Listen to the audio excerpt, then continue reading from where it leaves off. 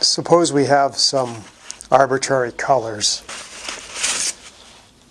This piece of cardboard, this envelope, and this piece of foam. Is there a way we can describe these colors that takes into account every aspect of the color? The answer is yes, and that is to use 3 parameters. The first is value. How light or dark is each color? The second is hue. What color is that? For example, this envelope is bluer than a green, but greener than a blue. So it's somewhere in this blue-green category. And the last, and sometimes the most difficult to get a handle on, is the intensity of the color. How colorful or gray is that color?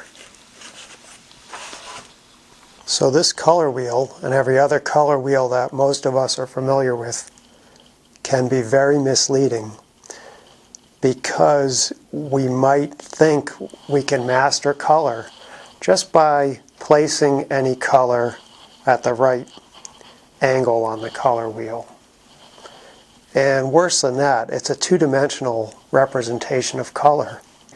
To really think about color correctly, we need to think in 3 dimensions. This is one way, and I think a much better way to visualize color.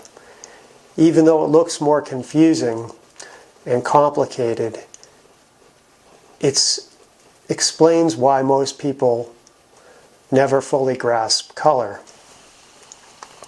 And that is there's 3 completely independent ways to categorize color. The first is value, this vertical scale from white to black. That's the most important thing. The second is hue. This entire piece of pie they're calling a purple-blue color or hue, and it goes from the brightest purple-blue out here to the dullest purple-blue, which is gray, in the center. So I think this helps to explain the complexity of color. Now on the flip side, it's very simple. If you can think of every color in terms of value, hue, and intensity, you can easily describe and systematically describe any color.